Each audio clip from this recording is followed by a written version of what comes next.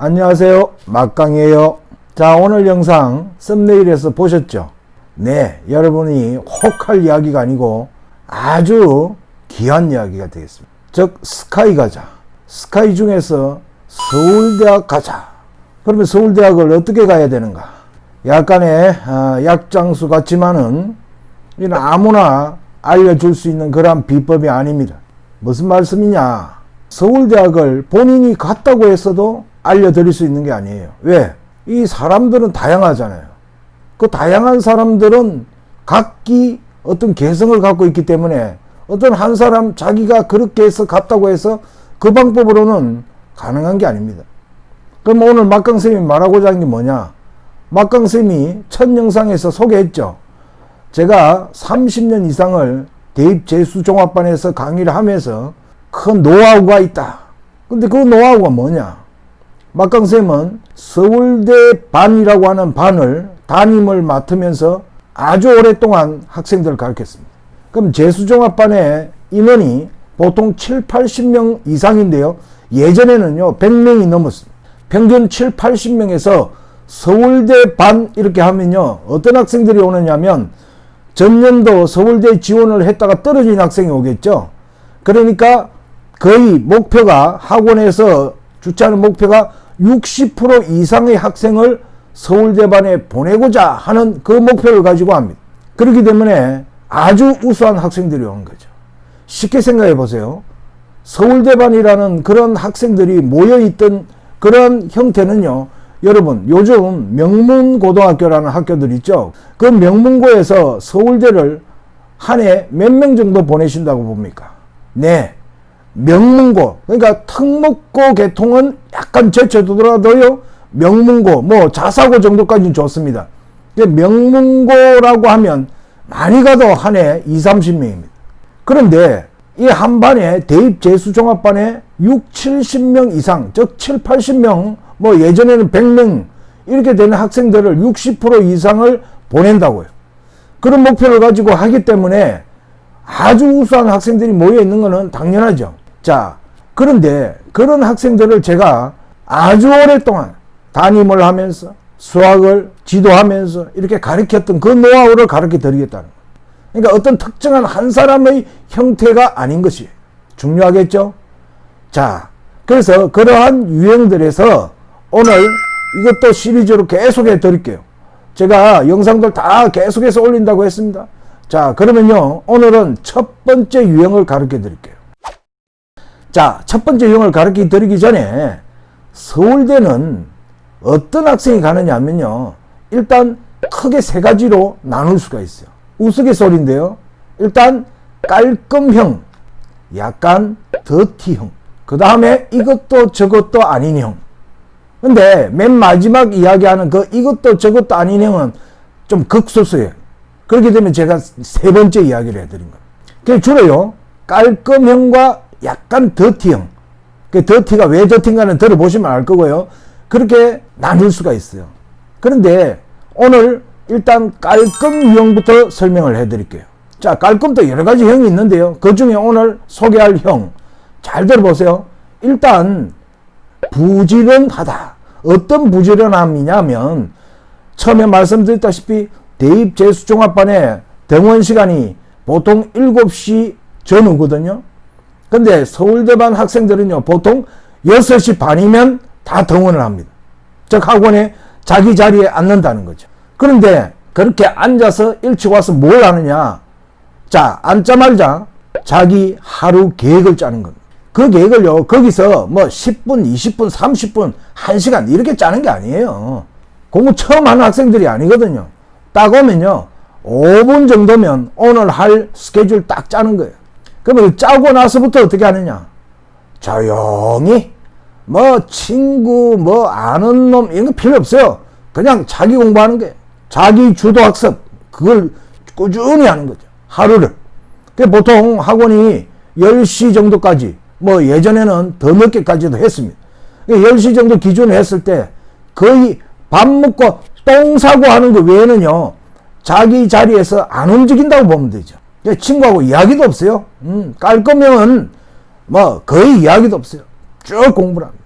자, 그런데 그것만 이야기하면 별 재미가 없잖아요. 자, 그런 학생들의 특징 중에 하나가 뭐냐? 질문을 잘한다는 겁니다. 이 질문을요, 제가요, 이 영상들에서는 적나라하게 말씀드릴게요. 자, 무슨 말이냐면, 질문을 우리가 30년 이상을 쌤이 학생을 가르쳐 보면요, 질문 무수하게 많이 받죠. 하물며, 원래 대입종합반에서는 정규 수업이 끝나면 오후에 질문 시간이라는 게 있어요. 그런데 그런 질문들이 부류가 달라요. 질문하는 방법, 질문하는 형이 다르다고요. 자, 못하는 학생, 막 질문이에요. 쉽게 말하면 문제 들고 와서 처음부터 끝까지 다 풀어주세요, 선생님. 이렇게. 서울대? No. 안 되는 거예요. 자, 그러면 서울대 갈 학생은 어떻게 하느냐?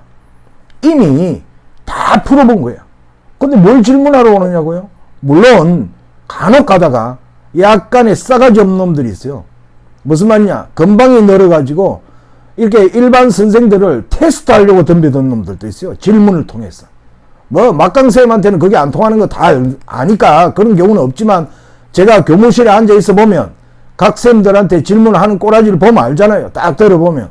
그래서 어떤 경우는 선생님들이 질문을 당황해 가지고 쩔쩔맬 때는 쌤이 부릅니다. 이리 와라. 그 쌤 지금 바쁘니까 내한테 이야기하라. 그러면 뭐 바로 끝나는 거죠. 자, 그런데 그런 학생은 뭐 극소수고요. 일반적으로 어떤 학생이 질문을 하느냐면 문제를 다 풀어봤어요. 근데 왜 질문을 할까? 바로 자기 반의 비법을 만들기 위해서예요. 그러니까 흔히 말하면 다른 과목은 두고라도 수학은 있죠. 문제 푸는 방법이 다양하거든요. 그러니까 단계가 어느 단계에 올라서게 되면 아주 뭐 쉽게 말하면 정석책에 있는 그 정석대로 푸는 게 아니에요. 무슨 말인가 감이 옵니까? 그러니까 빠르게 푸는 거죠. 생각해 보십시오. 요즘 예전에는 뭐 대학별고사 해서 본고사 형태의 문제가 있었지만 요즘은 수능이잖아요. 수능도 시간 제한이 있죠. 그럼 그 시간 제한 안에 문제를 풀려고 하면 딱 나누어서, 예를 들어서 30문제를 100분 안에 풀어야 된다? 한 문제를 3분에 풀면 되겠네. 그럼 끝난 학생이에요. 서울대 가는 학생들은요, 잘 아시겠지만 100분을 시간을 주어지면 보통 50분에서 60분 사이에 문제 다 끝내버려요. 자, 그러면 그 다음은 뭐 하느냐? 그냥 뭐 노는 거죠. 한번 슬슬 보면서. 다시가 없는 거예요. 그러니까 뭐 흔히 그러잖아요. 빠꾸가 없다. 오로지 진행이다. 그렇죠. 진행하는 겁니다. 자, 그런데 어떻냐면 그런 학생들이 이제 아주 경험이 많은 선생님들한테 와서 자기가 푸는 방법을 이렇게 풀었는데 이 쌤이 이렇게 설명하면 이제 지가 물어보는 거예요. 선생님, 뭐 존경하니까 물어보는 거겠죠. 그죠? 선생님, 제가 이런 식으로 생각했는데 이런 방법 어떻습니까? 제가 젊을 때는요, 놀래는 경우도 있었어요. 이 자식이. 그런 경우도 있었어요. 그래요. 잘해. 자, 쉽게 말하면요, 문제를 많이 풀었어요. 그런 학생들. 어마어마하게 풉니다. 자, 어떤 정도 푸는가 설명을 하나 해드릴게요. 대입 재수종합반은요, 보통 이제 재수를 그 전해 이제 시험을 쳐서 떨어졌으니까 재수를 하죠. 그럼 학원이 3월 달에 개강을 해요. 3월 1일 날. 그럼 개강을 하면 그런 학생들요, 보통 1월에서 2월 전에 등록을 하거든요. 왜냐하면 마감이 돼버리면 학원에 등록을 못 하니까요. 막 몰리잖아요. 그러니까 미리 등록을 하기 때문에 등록을 하고 나면 예비 소집 같은 거 하겠죠. 그럴 때 교재를 나눠줍니다. 그러니까 교재, 즉 그 해에 와서 이제 쓸 1분기 교재를 나눠줘요. 1분기. 보통 재수종합반은 3, 4분기 정도 나누거든요. 1분기 교재를 딱 나눠줍니다. 그걸 개강하기 전, 즉 3월 개강하기 전 한 달 전에는 나눠줘요. 그러면요, 그걸 갖고 가가지고요, 물론 전 과목 다 나눠주죠.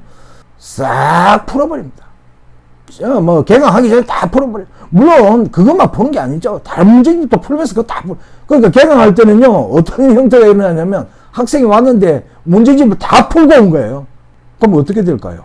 학원에서 또 문제집을 설정을 못 하거든요. 그러니까 이제 옛날에 나이 많은 선생들이 있었어요. 물론 옛날에는 저는 젊었죠. 그죠?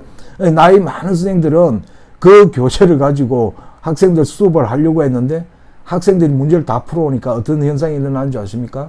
수업 시간에 다른 짓을 하는 거예요. 왜? 선생님은 그걸 갖고 풀어야 되니까, 너희 쌤들은.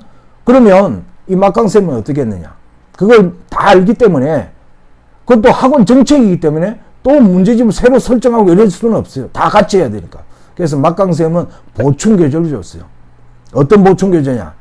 보통요, 일본 입시 문제요. 그러니까 일본 명문대 입시 문제가 큰 서점에 가면 옛날에 아주 두꺼운 책들이 많았어요. 뭐 일본어로 되어 있죠. 물론 그거 쉬운 거예요. 일본어 자체는. 그래서 그걸 가지고 쫙 프린트를 해서 하루에 계속해서 문제를 내주는 겁니다. 땡큐. 좋아하죠. 그러면 뭐 풀고 질문하고 풀고 질문하고. 자, 그런데 내가 이야기 드렸죠. 문제를 많이 푼다. 근데 짧은 시간에 문제를 많이 풀려면 뭐가 필요할까요? 그게 오늘 이 첫 번째 유형의 제일 화두에 바로 집중력이에요. 제가 처음부터 말씀드렸죠. 친구하고 어울리고 그런 거 안 한다고요. 그게 집중력이에요. 바로요, 문제를 보면 그냥 뭐라고 하나 할까? 어떤 우리가 저 아프리카 이런 데 생각해 보세요. 동물. 예, 뭐 사자나 뭐 호랑이는 아프리카는 없지만 그러니까 그런 맹수들이 있죠. 어떤 자기 먹이를 발견했을 때 어마어마한 집중력을 가지고 접근하는 거 아시죠? 동물의 왕국 많이 보셨을 거 아니에요. 그런 식으로요, 초집중력을 가지고 있죠. 사자도요, 그 먹이 잡는 그 뭐 사슴 같은 거 자기가 아무리 세도 허투루 안 해요. 왜?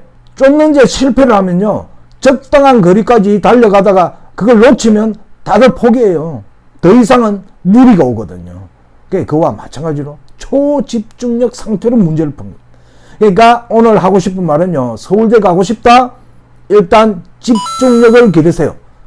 그 나머지 것들은 선생님이 앞에 이야기했던 거 잘 참고해 보시면 알 거고요. 자, 간단하게 마칠게요, 오늘은.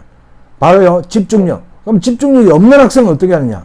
그것도 막강 선생님이 또 설명해 드리죠, 앞으로. 자, 오늘 영상 요까지 여러분에게 소개해 드리고, 이 영상 여러분 유익했다면 좋아요, 구독 누르시고 시리즈 2탄 기대하시기 바랍니다. 감사합니다.